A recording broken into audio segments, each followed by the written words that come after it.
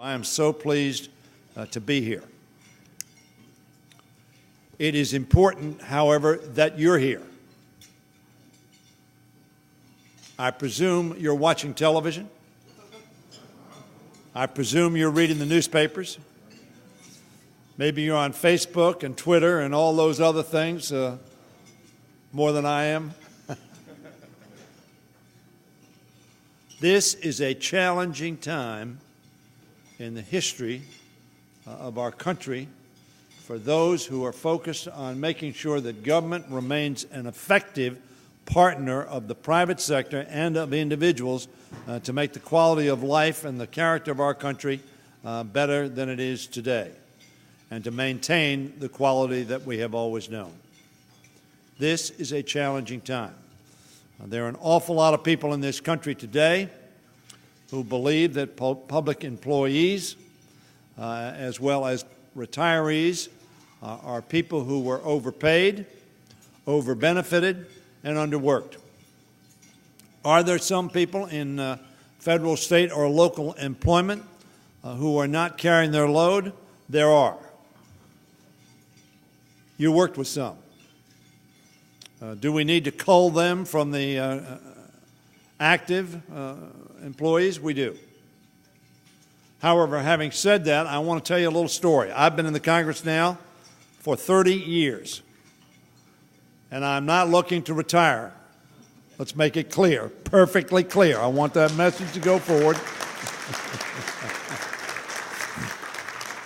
If you told me 50 years ago I was going to feel this good at age 71, I'd said, no, you're crazy. But I have never seen such a broad spread antipathy directed at public employees, federal, state, and local, as I see today. Therefore, the work that you do, the work that NARFE does for both active and retired federal employees is absolutely critical. Because if you don't raise your voice and you don't raise your experience and knowledge and information to all those in federal, state, and local offices, they may not understand.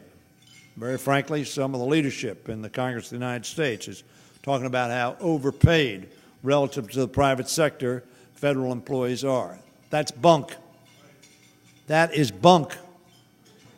That's not a legitimate debate.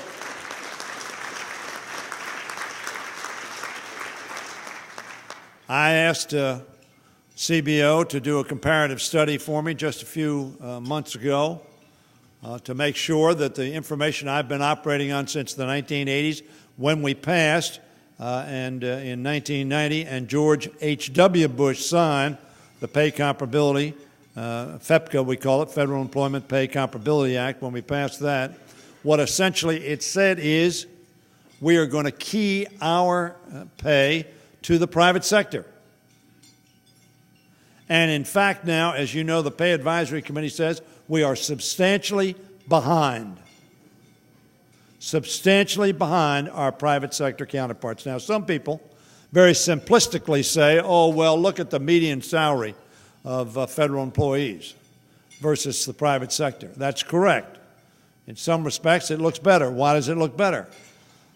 Because the private sector has McDonald's clerks. We don't have any of those. Has a broad stretch of a relatively low-skilled federal government, state government even, but federal government certainly needs highly skilled, well-educated, technically trained people. Why? Because the things we do are complicated. The things we do are absolutely essential that they be done right. And I see so many of you around this room who have contributed the majority of your careers, if not all of your careers, to serving the American public and making sure they got the service that they needed, expected, and were paying for. So I am pleased to be with you to help say to all of us, not just to you, but to me too, we need to be energized, on guard, and working hard